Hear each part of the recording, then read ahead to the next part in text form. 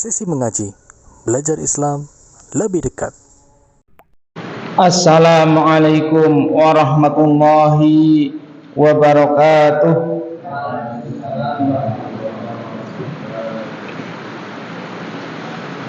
Innal hamdalillah nahmaduhu wa nasta'inuhu wa nastaghfiruh wa na'udzu billahi min sururi anfusina wa min sayyiati a'malina. Asyhadu an la ilaha illallah wahdahu la syarikalah wa asyhadu anna Muhammadan abduhu wa rasuluhu la nabiyya ba'dah. Qala Allah ta'ala ya ayyuhalladzina amanu taqullaha haqqa tuqatih wa la tamutunna illa wa antum muslimun. Amma ba'd. Alhamdulillah, segala puji milik Allah Subhanahu wa ta'ala yang telah memberikan begitu banyak nikmat kepada kita,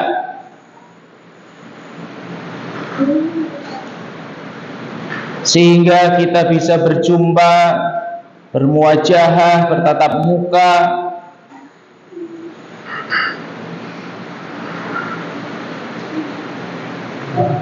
dengan mudah. Walaupun banyak di antara kita meninggalkan hal-hal yang mungkin kita membutuhkannya, akan tapi karena kita merasa butuh akan ilmu, sehingga kita mengesampingkan di antara hal-hal yang sudah kita rencanakan, karena kita mengharapkan sesuatu yang lebih besar dari hal yang mungkin hal tersebut besar. Kita memiliki acara, diundang ataupun yang lainnya, menurut kita itu hal yang baik, manfaat, tapi ada yang lebih manfaat dan Allah mudahkan. Karena sebagian saudara kita atau kebanyakan manusia merasa berat untuk bisa hadir di majelis ilmu, walaupun Allah Subhanahu wa ta'ala telah memberikan iming-iming akan keutamaan yang besar. Tapi sedikit sekali hati yang tersentuh oleh janji Allah Subhanahu wa ta'ala yang sangat besar, dimudahkan jalannya menuju surga, menjadi sebab semua kebaikan dunia dan akhirat. Kalau kalian ingin kebaikan apapun, hadir di majelis ilmu. Itu menjadi salah satu sebab terbesar Allah akan mendatangkan kebaikan, baik hal-hal dunia, tentang urusan dunia, terlebih lagi untuk urusan akhirat. Sehingga patut kita ucapkan syukur kepada Allah Subhanahu wa ta'ala, kita dimudahkan oleh Allah Subhanahu wa ta'ala untuk hadir di majelis ilmu, majelis yang mulia, yang para malaikat mendoakan. Jumlah malaikat yang begitu banyak sekali, yang setiap harinya sholat di Baitul Ma'mur, di langit yang ketujuh, sebanyak 70.000 malaikat setiap hari, dan tidak akan kembali sholat lagi. Yang begitu banyaknya malaikat mendoakan siapapun yang hadir di majelis ilmu. Akan tetapi perlu kita ingatkan, niat kita hadir di majelis ilmu. yakni benar-benar untuk mendapatkan ilmu, agar ilmu itu kita terima dan kita memahaminya. Karena kita pun melihat banyak kaum muslimin hadir di majelis ilmu atau majelis zikir ribuan, bahkan mungkin ada yang jutaan, tapi mereka tidak paham apa yang disampaikan di majelis tersebut. Setelah syaitan menggoda supaya seseorang untuk berat hadir di majelis ilmu, setelah hadir di majelis ilmu pun masih digoda lagi. Bagaimana supaya dia tidak bisa paham akan ilmu yang disampaikan, sehingga mungkin di antara kita ketika hadir di majelis ilmu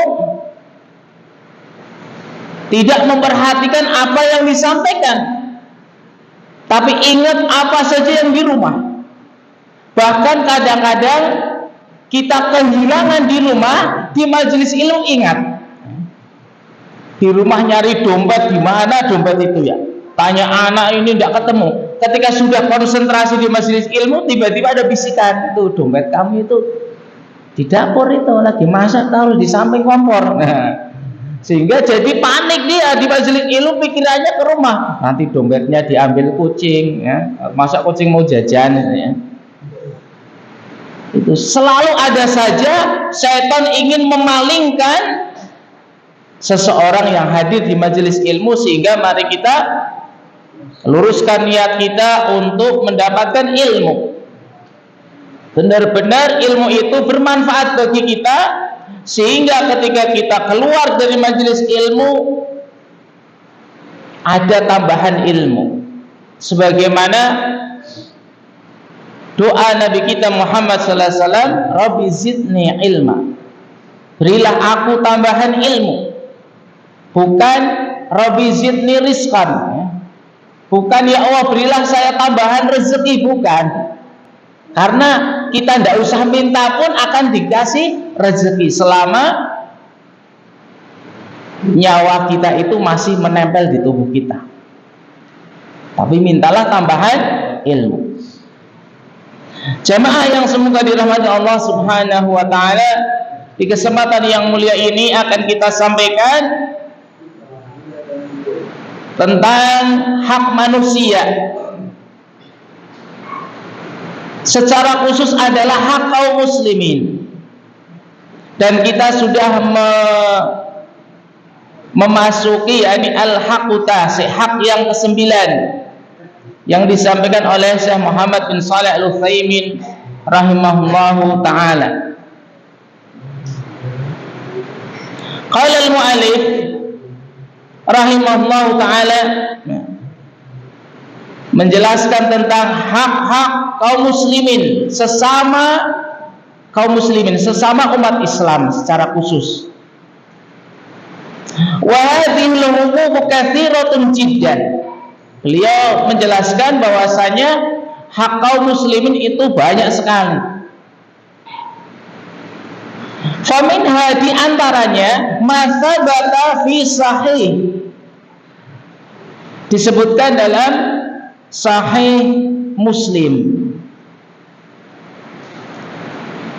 Begitu juga Sahih Bukhari, Imam Ahmad dan juga yang lainnya. Minimal dalam hadis ini yang harus kita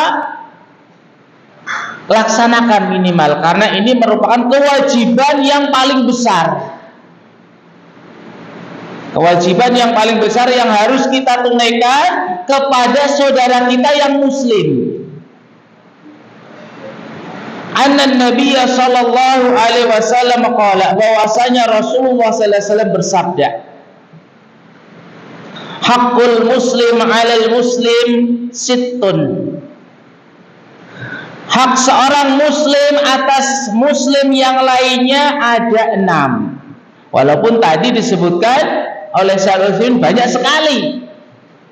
Akan tapi dalam hadis ini, dalam satu hadis disebutkan 6. Hanya dalam satu hadis, mungkin dalam hadis yang lain nanti ada lagi ya. Bukan berarti hak sesama muslim itu hanya ada 6, tidak. Ini bukan batasan.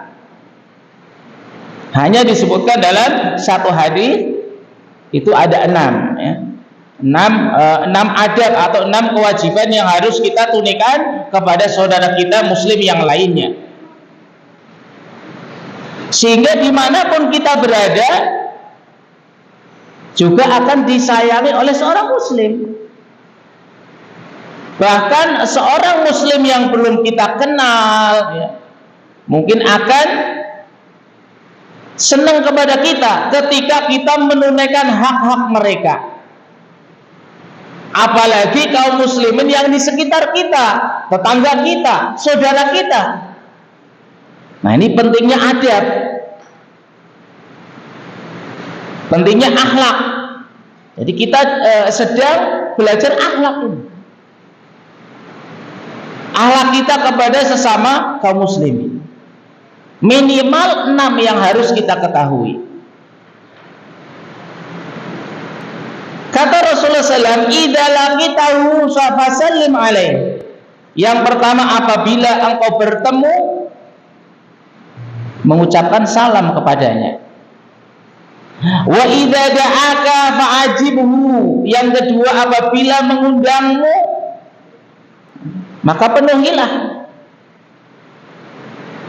Wa idza stansahaka fansahu. Yang ketiga, apabila meminta nasihat, berilah nasihat. Yang keempat, wa idza atasa fahamidallaha fasamithu.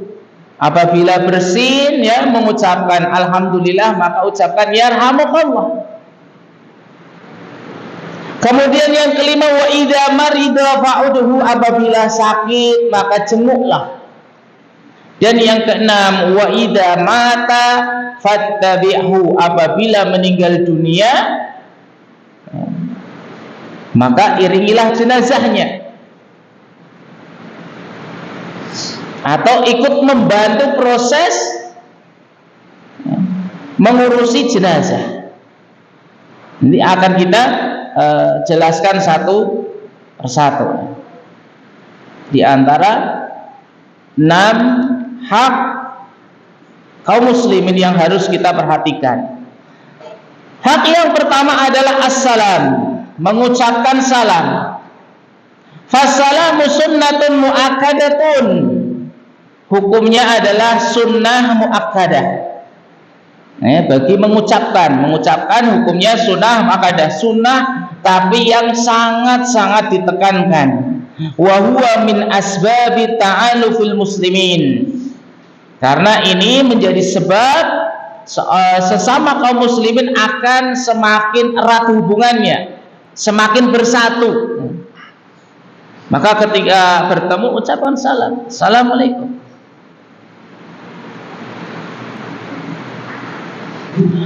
Watawadihim, juga menyebabkan saling menyukai, saling mencintai.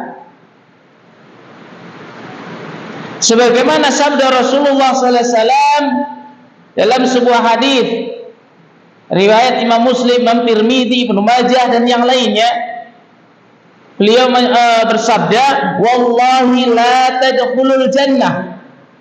Demi Allah, kalian tidak bisa masuk surga hatta tu'minu, sampai kalian beriman. Berarti syarat masuk surga adalah menjadi orang mukmin, beriman. Ini syarat mutlak sudah. Sehingga kita wajib beriman dengan konsekuensinya yang sudah kita sampaikan. Iman kepada Allah misalnya ya, beriman terhadap rububiyah Allah, yang menciptakan, yang mengatur alam adalah Allah Subhanahu wa taala. Dalam tauhid uluhiyah kita harus mengikhlaskan, mentauhidkan Allah Subhanahu wa taala dalam ibadah, dalam tauhid asma wa sifat, dan rukun iman yang lainnya. Jadi seseorang tidak bisa masuk surga kecuali beriman, bukan berislam. tapi beriman. Wala tu'minu hatta tahabu, tidak dikatakan dia imannya sempurna sampai seseorang itu saling mencintai antara kaum muslimin. Ini di antara cabang-cabang iman yang harus kita tunaikan supaya iman kita semakin meningkat sehingga mencapai derajat sempurna. Oh, derajat sempurna itu kan para nabi dan rasul. Tidak. Semua kaum muslimin, semua kaum mukminin memiliki hak yang sama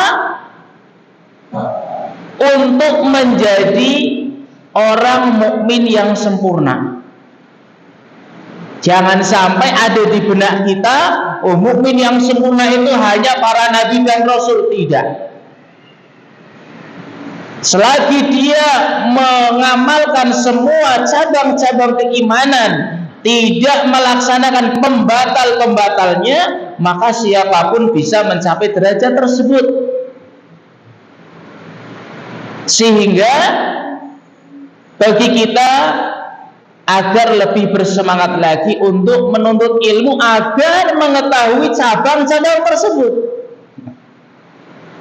Yang kata Rasulullah SAW, al-imanu bid'un was-sab'una syu'bah.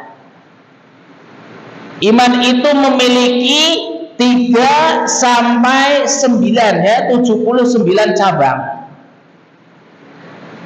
73 hingga 79. Bid'un itu 3 sampai 9. A'laha yang paling tinggi adalah qaul la ilaha illallah, ucapan la ilaha illallah paling tinggi.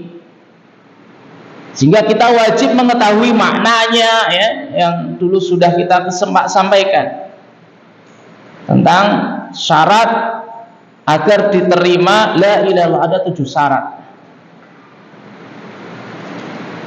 Wa adnaha yang paling rendah adalah imatatul adza anit thariq, menyingkirkan gangguan di jalan. Itu 79, baru 2 dalam hadis tersebut, la ilaha illallah dan menyingkirkan gangguan di jalan. Nah, dalam hadis ini kita sebutkan satu lagi, ada 3, nanti dalam hadis yang banyak sekali.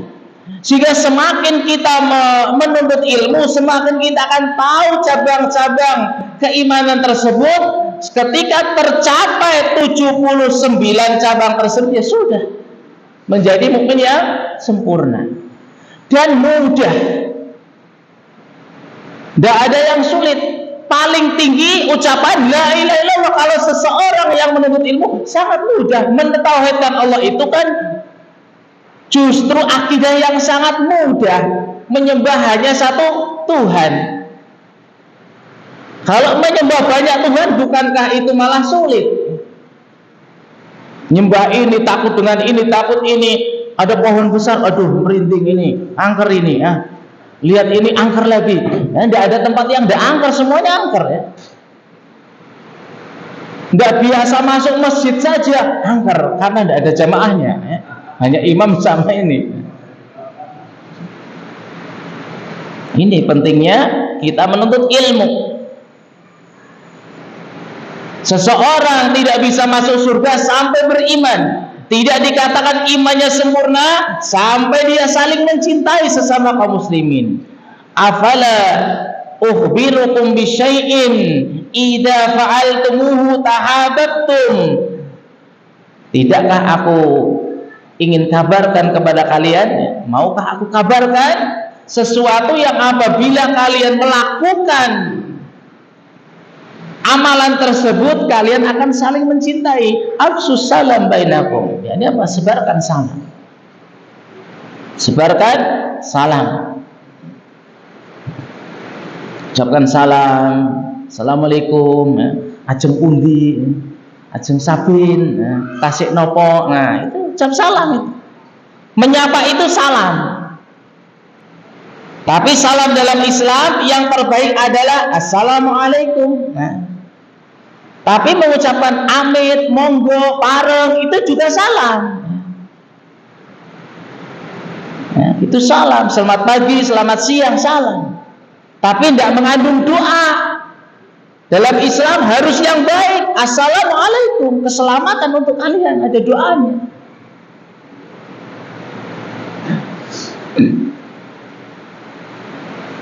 Wa kana Rasulullah sallallahu alaihi wasallam yabda'u man laqiyahu bisalam. Dan Rasulullah SAW selalu memulai mengucapkan salam kepada siapapun yang ia temui, ya, dengan salam. Bahkan disebutkan walaupun anak kecil,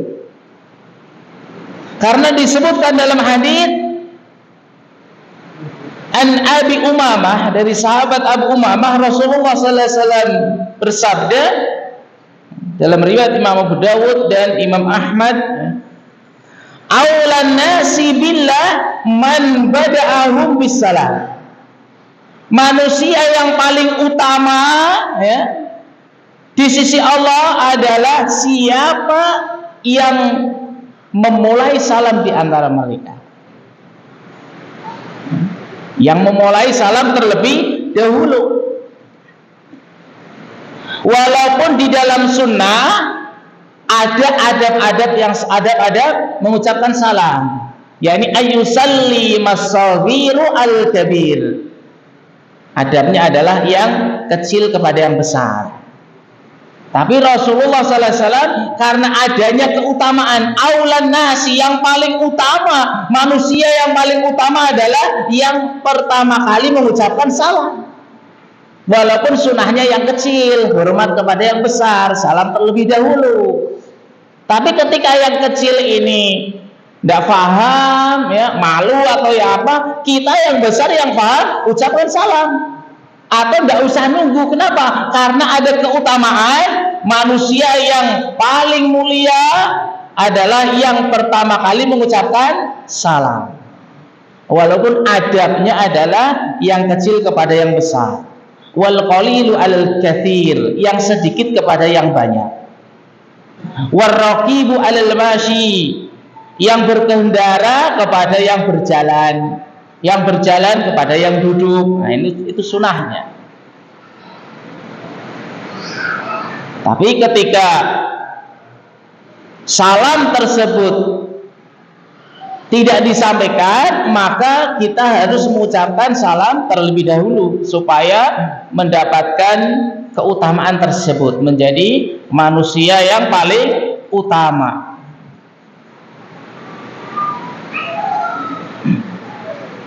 Qala Ammar bin Yasir radhiyallahu anhu, seorang sahabat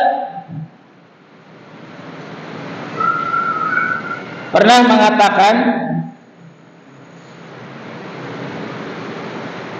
hadis ini disebutkan oleh Imam Malik.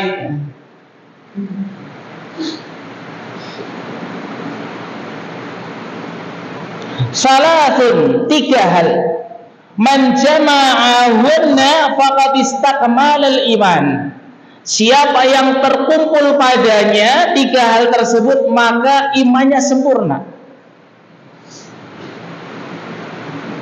Karena mungkin dirasa 3 hal tersebut berat, ya. Yang pertama adalah al-insafu bin nafsika. Engkau tulus, jujur, tulus, ikhlas. Berat memang.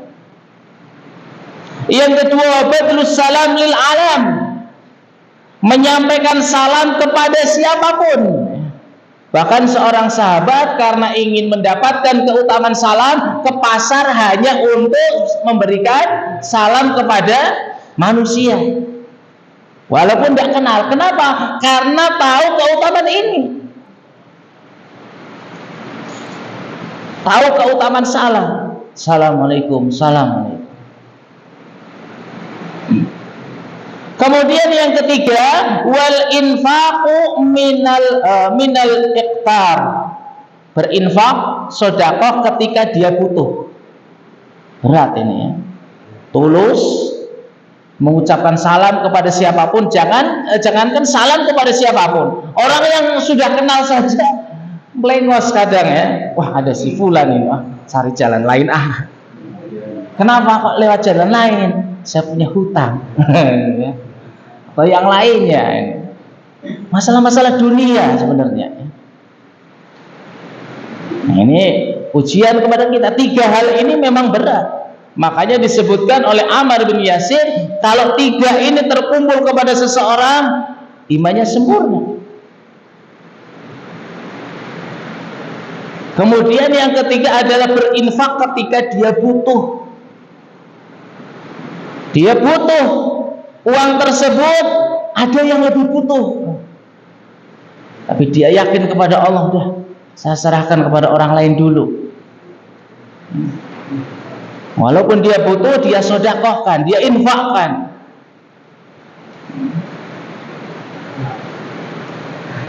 Ini diantara tentang keutamaan salam.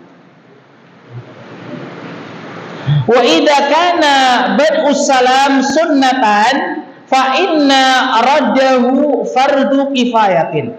Kalau tadi sudah disebutkan memulai salam itu sunnah muakkadah, kemudian menjawabnya adalah fardu kifayah. Idza qama bihi man yakfi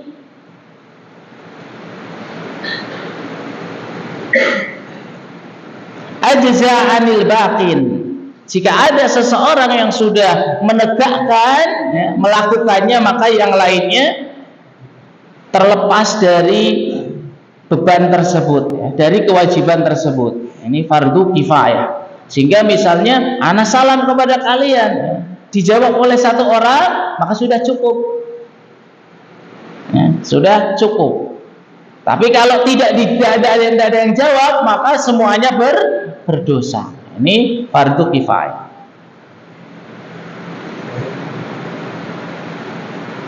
Wa idza sallama ala jama'atin faradda wahidun minhum ajza'anil baqin. Dalilnya adalah firman Allah Subhanahu wa taala surat An-Nisa ayat 86.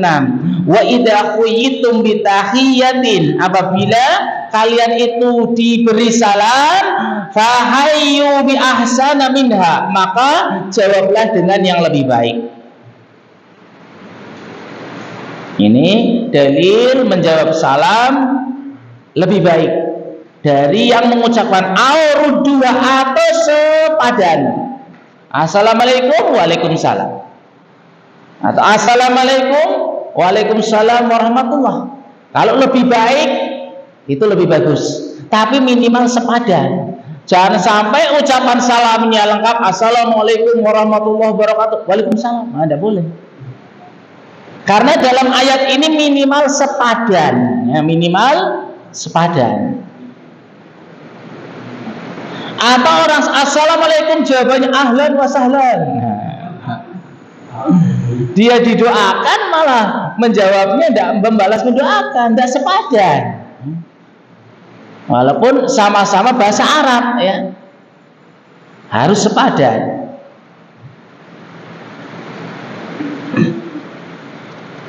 Tapi kalau mau ditambah dengan assalamualaikum ahlan wa sahlan afdal, itu lebih bagus. Ini tentang salam. Kemudian hak yang kedua, idza da'aka fa'ajibhu. Apabila mengundangmu maka datangilah, penuhilah. Undangan, ini bulan-bulan banyak undangan ini. Bisa sehari 2, 3 ini, insyaallah. Barokah ini. Sudah punya daging, diundang, kan makan. Maka kalau diundang, maka penuhilah.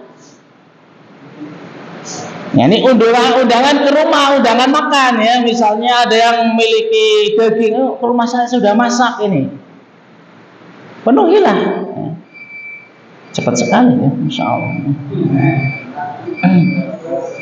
Wal ijabatu ila da'wah sunnatun muakkadatun, dan mengijabai undangan, menghadiri undangan itu hukumnya sunnah muakkadah. Hukumnya sunnah muakkadah. Ya, kalau ada orang yang undang makan, sunnah muakkadah, bukan wajib. Ya. Kecuali undangan walimatul urs. Nah, kecuali undangan walimah nikahan, ya, undangan walimah nikahan. Bukan undangan nyumbang. Ini beda lagi ya. Ini undangan makan. Undangan makan. Bukan diundang untuk nagih hutang. Nah, nyumbang sekarang nagih hutang, ya. Dicatat ini. Berapa nyumbangnya? Catat. Ya tidak apa-apa, itu urusan dunia, tidak apa-apa. Ya. Hutang piutang kan boleh. Ya.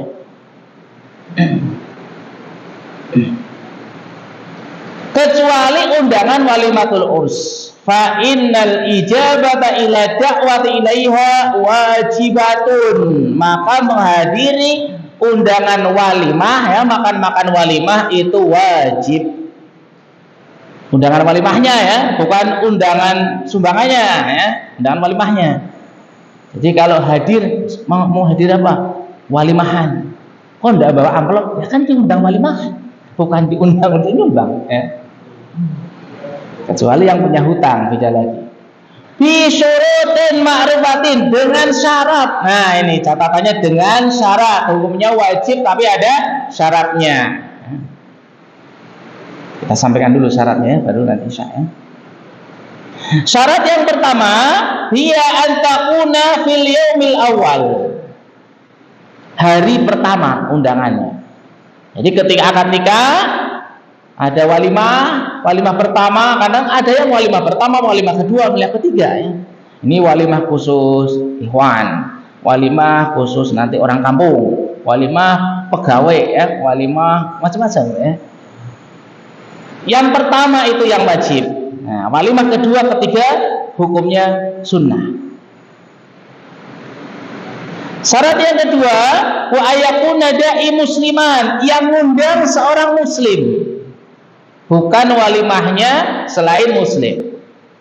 Yang ketiga, wa alla yahruma hijruhu, perjalanannya itu tidak terlarang. Misalnya seorang perempuan undangannya di Semarang, ya, dia harus bersama mahram. Beda undangannya tetangganya satu kampung, masih satu wilayah, ya. Jadi perjalanannya itu bukan perjalanan yang terlarang. Syarat yang ke berapa? 4. Anak kira ngantuk ini, ya. Ayyahusa bidakwah, bukan undangan khusus, karena ada undangan walimah khusus. Nah itu tadi, khusus para pegawai. Ketika anak yang hadir, kamu pegawai bukan, tidak boleh masuk. Nah. Jadi kalau undangan khusus tidak wajib hadir. Kemudian yang kelima, wa ayyakuna kasbu halalan, uang yang digunakan untuk walimah adalah uang halal, bukan uang mencuri, bukan uang riba, bukan uang yang haram, uang yang halal. Kemudian yang terakhir adalah wa alla yakuna hunaka munkarun la yaqdiru ala izalatihi, tidak ada kemunkaran yang dia tidak mampu untuk menghilangkannya, ya. Tidak ada kemunkaran yang dia tidak mampu untuk menghilangkannya. Ini diantara syarat wajib, ya. Kalau ada hal tersebut maka dia tidak wajib hadir di acara walimah tersebut. Kita lanjutkan nanti pada Isya, ya. Subhanakallahumma wa bihamdika asyhadu an la ilaha illa anta astaghfiruka wa atubu ilaik. Assalamualaikum warahmatullahi wabarakatuh.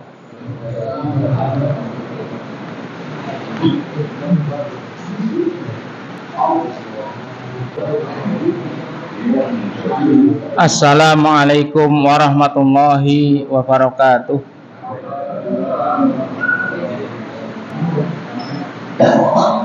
Alhamdulillah hamdan katsiran thayyiban mubarakan fih kama yuhibbu rabbuna wa yarda.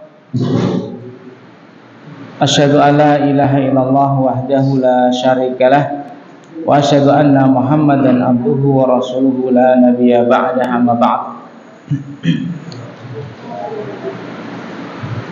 Tadi sudah kita sampaikan hak yang kedua, yakni apabila ada seorang muslim mengundangmu, maka penuhilah undangan makan-makan atau undangan yang lainnya. Undangan yang lainnya, undangan suruh hadir atau suruh ke rumahnya, intinya diajak ke rumahnya, maka penuhilah, dan itu hukumnya sunnah, karena minimal menghibur saudara kita yang mengajaknya. Itu undangan makan-makan. Adapun undangan walimatul urs, maka hukumnya wajib dengan syarat yang sudah kita sebutkan. Liqaulin Nabi sallallahu alaihi wasallam, sebagaimana sabda Rasulullah sallallahu alaihi wasallam, man lam yajib faqad asallaha wa rasulah. Siapa yang tidak memenuhi undangan walimah tanpa udzur, maka dia telah durhaka kepada Allah dan Rasulnya. Kemudian yang ketiga, al-haqqu tsalits, idza stansahaka fansahu. Apabila seorang muslim meminta nasihat kepadamu, maka berilah nasihat. Karena dalam sebuah hadis disebutkan ad-dinu nasihah. Agama itu adalah nasihat lillahi wa li kitabihi wa li rasulihi wa li ammatil muslimina wa amatihim. Nasihat untuk Allah, kitabnya, rasulnya, memimpin kaum muslimin dan seluruh kaum muslimin. Kemudian nasihat di sini Syaikh Utsaimin memerinci, idza lam ya'ti ilaika yatlubun nasihah, apabila kaum muslimin tidak meminta nasihat, fa in kana alaihi dararun aw ithmun fima sayaqdamu alaih, tidak meminta nasihat tapi engkau melihat adanya dosa dan bahaya, engkau melihat akan adanya dosa dan bahaya yang mengenai saudara kita, maka hukumnya wajib alaika antan sahahu, engkau wajib memberikan nasihat kepadanya walaupun tidak diminta. Tapi engkau melihat ada bahaya atau dosa, dia akan melakukan dosa, misalnya mau makan yang haram, suatu yang haram,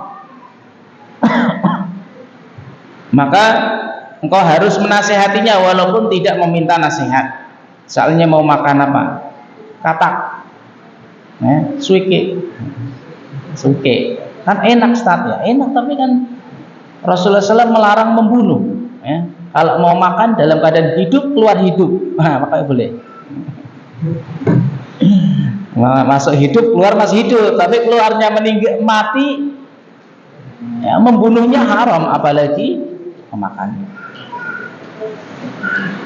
Jadi walaupun tidak diminta, kalau ada dosa ataupun bahaya, maka wajib kita memberikan nasihat. Misalnya ada lubang, wajib hukumnya, walaupun gara-gara dia punya hutang kepada antum, belum nyaur, ada lubang, diam, jangan kasih tahu, ya kamu berdosa.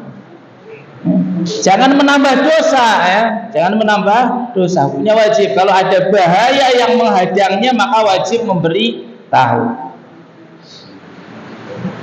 Tapi kalau tidak ada bahaya atau tidak ada dosa, maka hukumnya mubah, tidak wajib, tidak wajib, sunnah. Tidak wajib kepadamu untuk memberikan nasihat kepadanya. Kemudian yang keempat, al-haqqur rabi, idza atasa fahamidallaha fasamidhu.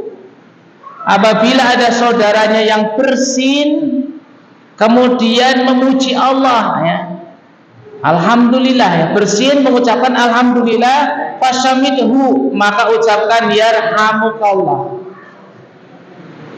Tapi syaratnya dia mengucapkan alhamdulillah, bukan yang lainnya. Apa ada? Iya, banyak ya. Tahu itu, tempe kayak gitu. kodok, sama seperti itu ya. Nah, muslimin kita harus tunjukkan kalau memang benar-benar kalian cinta sunnah, ya amalkan sunnah. Namanya saja ahlu sunnah ya. Ahlu sunnah itu ahlinya mengamalkan sunnah. Cari yang sunnah-sunnah diamalkan. Jangan sampai ada yang sunnah-sunnah malah diingkari atau dibenci. Bukan ahlu sunnah. Namanya ahlu sunnah, ahlinya sunnah. Ketika mengetahui itu sunnah harus diamalkan, apalagi wajib perintah. Sunnah itu kalau tidak diamalkan tidak apa-apa, tapi kalau itu dia lakukan Rasulullah, walaupun kalau tidak diamalkan tidak apa-apa, harus diamalkan ahlu sunnah itu. Karena yang melestarikan sunnah itu ya ahlu sunnah. Jangan pilih-pilih hukumnya hanya sunnah. Jangan sampai. Namanya ahlu sunnah, maka tidak pilih-pilih. Yang penting Rasulullah SAW melakukan, lakukanlah. Ahlu sunnah wal jamaah, bersama jamaah kaum muslimin. Jangan membenci kaum muslimin, kita tunaikan hak-hak kaum muslimin. Apabila bersin kemudian mengucapkan alhamdulillah, ucapkan yarhamukallah, hukumnya wajib. Karena dalam hadis ini disebutkan memakai lafaz perintah, amr, fasamidhu, ucapkan yarhamukallah. Ucapkan yarhamukallah. Tapi kalau tidak mengucapkan yarhamukallah, maka tidak wajib baginya, tidak mengucapkan alhamdulillah, maka tidak wajib mengucapkan yarhamukallah. Atau kita ingatkan ya, kalau misalnya dia bersin, kita ucapkan yarhamukallah, biar dia mengucapkan alhamdulillah, tujuannya mengingatkan. Nanti yang bersin mengucapkan apa? Yahdikumullah wa yuslih balakum, hafal semua, tapi mengamalkannya sulit gitu ya. Karena yakin banyak yang hafal, sampai ibu-ibu itu hafal, tapi ketika di sampingnya ada yang bersin, tidak ada suara gitu. Atau malu ya, ujian, namanya ujian. Tapi kalau kita sudah terbiasa ya, insya Allah bisa diamalkan. Kemudian bagaimana ketika bersinnya terus karena dia sedang pilek ya, haji, alhamdulillah ya, sampai 4 kali ya. 3 kali kita masih mengucapkan yarhamukallah, bersin lagi yarhamukallah, bersin lagi 3 kali. Yang keempat kalinya baru kita doakan, itu penyakit ya. Syafaqallah gantinya, semoga Allah menyembuhkanmu ya. Ketika sudah 3 kali kok terus sampai yang keempatnya, kata Syekh Utsaimin, maka mengucapkan ya, mendoakan syafaqallah, afaqallah ya. Semoga Allah melindungimu, menyehatkanmu. Kemudian yang kelima, al-haqqul khamis, idza marida fa'udhu, apabila sakit maka jenguklah. Nah, menjenguk adabnya adalah dilihat keadaannya si sakit dan penyakitnya, sehingga ketika kita menjenguknya ya, yang dibutuhkan itu pas. Mau bawa oleh-olehnya ya pas, kayak sakitnya apa? Oh, sakitnya batuk, oleh-olehnya es degan. Itu ya. Es degan kelihatannya bagus tapi tidak sesuai ya. Lihat keadaan dan juga penyakitnya. Jangan berkunjung nengok jam 1 malam, duduk mau apa nengok ini ya. Itu bukan nengok ya.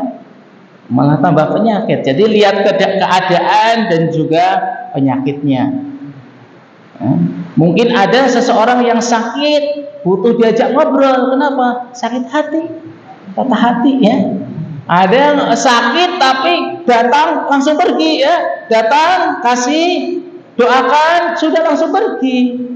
Orang lagi seret-seret malas ngobrol, tidak, kamu itu gimana ini cerita ngalor ngidul ya. Jadi harus dilihat keadaan dan juga penyakitnya. Kemudian ya disemangati, didoakan ya. Ini adab mengunjungi orang sakit. Kemudian yang keenam, Yang keenam adalah al-haqqus sadis, idza mata fattabi'hu, apabila meninggal maka iringilah atau urusilah. Jadi siap, kalau minta bantuan siap ya. Kalau ada meninggal minimal ya sudah siap di sampingnya atau apa, barangkali dibutuhkan suruh nata kursi atau apa nanti untuk mengantar ya, menggotong atau yang lainnya. Jangan sampai ada saudaranya kita meninggal ya dibiarkan begitu saja, maka semuanya berdosa. Dan mengurusi jenazah itu ada pahala yang besar. Sampai-sampai Rasulullah SAW bersabda dalam sebuah hadis riwayat Imam Bukhari dan Muslim, man tabi'al janazah hatta yusalli 'alaiha falahu qiratun. Siapa yang mengikuti jenazah sampai ikut sholat ya, maka dia dapat pahala 1 qirat. Wa man tabi'aha hatta tadfana falahu qiratani. Siapa yang ikut mengurusi jenazah sampai dikuburkan, maka dia dapat 2 qirat. Kila wa mal qiratani. Apa yang dimaksud 2 qirat? Mithlul jabalainil azimaini, seperti 2 gunung yang besar, Gunung Slamet. Nah ya, Gunung Slamet. 2 gunung ini kita dapat hadiah ya, cuma 1 bungkus ini. Senengnya bukan main. Gunung ini, Masya Allah. Allah itu kalau ngasih pahala itu enggak tanggung-tanggung. Enggak ada pahala itu sebesar masjid ini, enggak ada. Itu kecil. Ya, rakaat al-fajri khairun minad dunya wa ma fiha. 2 rakaat sebelum subuh dunya lan isine. Dunya lan isine. Jadi kalau sudah sholat subuh, sudah 2 rakaat sholat subuh, lihat Mercedes, lihat tetangganya beli motor, saya sudah dapat. Motornya plus orangnya, per rumahnya, apa sawahnya, sudah dapat ya. Tapi butuh iman ini, butuh iman, sehingga orang yang beriman itu tidak ada istilah hasad, iri itu tidak ada. Kenapa? Pahalanya sudah besar. Kok yang tetangganya beli Beat, beli PCX ya, apalagi ngutang masih hasad gitu. Dia sudah dapat besar, apalagi belinya cash gitu ya. Beli ngutang saja masih hasad. Makanya apa? Iman menuntut ilmu ini pentingnya ya. Dapat 2 qirat ya. Maka kalau ada yang meninggal dunia ya, ikut mensolati, jangan ikut nonton ya, karena sholat paling mudah itu sholat jenazah. Tidak ada rukunya, tidak ada sujudnya, tinggal takbir. Tidak tahu bacaannya, ikut imam lah minimal. Kalau memang tidak tahu bacaannya, yang penting ikut takbir, Allahu Akbar, Akbar, salam, udah selesai. Doa ikut doa, sudah dapat 1 qirat. Sampai ke kuburan 2 qirat. Pahala yang besar. Mungkin ini yang bisa kita sampaikan. Mungkin ada pertanyaan. Oh, tidak ada, alhamdulillah.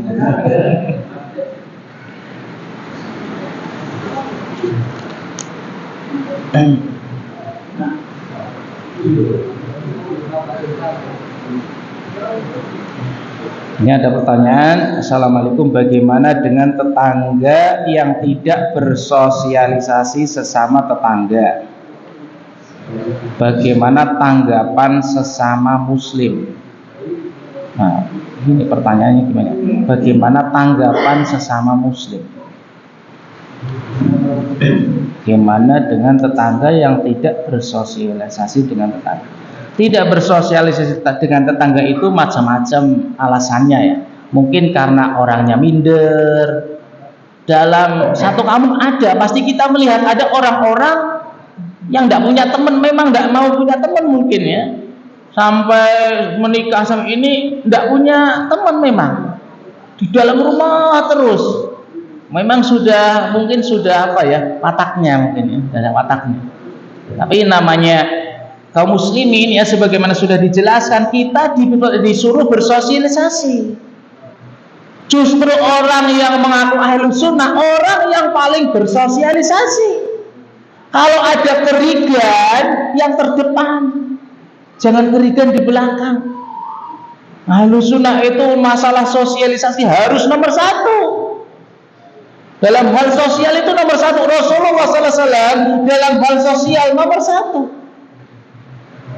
Dalam hal membantu sesama kaum muslimin nomor satu. Harisun alaikum, ya, yang paling semangat kepada kaum muslimin. Itu kita contoh. Nah, makanya kita mencontohnya itu tidak usah yang macam-macam. Sudah panutan kita Rasulullah SAW ada semuanya. Maka kalau ada orang yang tidak mau bersosialisasi, ya kita tanya dulu alasannya, ya. Jangan langsung kita suudon juga, ya. Alasannya apa? Kenapa tidak mau? Apa salah saya? Mungkin dia malu sama anak atau yang lainnya, macam-macam lah, ya. Ya tanggapannya kita yang ke sana.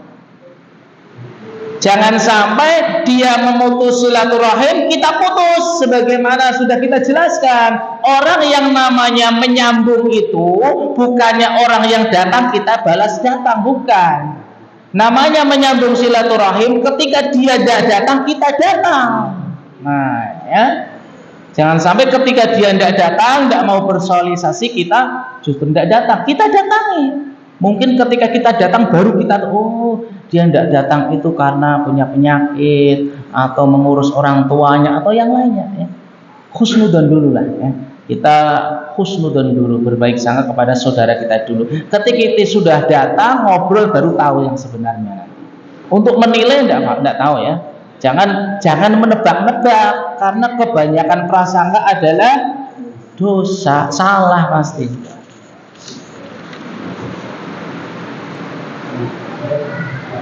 Apa yang dimaksud dari 20 sifat Allah? 20 sifat Allah, ya sifat-sifat Allah yang 20 yang disebutkan oleh para ulama. Apa saja Anda tidak tahu, ya. Belum tahu, ya, bukan tidak tahu, belum tahu sifat 20, ya. Di antara sifat-sifat Allah, Allah Maha Pengampun, Allah Maha Penyayang, itu di antaranya. Kemudian di antara para ulama ada yang mencukupkan 20, ya, seperti itu. Sifat 20 mencukupkan 20, ya. Tapi para ulama salaf tidak mencukupkan 20 hal tersebut, ya. Tidak tahu, ya. Hanya Allah yang tahu. Sifat Allah itu hanya Allah yang tahu. Mungkin ulama tersebut hanya menemukan 20, hanya menemukan 20 sehingga menetapkan 20. Adapun ulama salaf tidak menetapkan hanya 20, tidak, ya, karena hanya Allah yang mengetahui. Wallahu a'lam. Ada yang tanya? Mas. Assalamualaikum warahmatullahi wabarakatuh. Waalaikumsalam. Mau tanya Ustaz, seandainya yang meninggal ini bukan Muslim atau bukan Islam, kita harus bagaimana Ustaz? Ini wajar dulu. Ya. Kalau yang meninggal bukan Muslim, yang ngurusi siapa, ya? Keluarganya yang nomor satu. Kalau meninggalnya di kampung kita, ya kita punya kewajiban semua.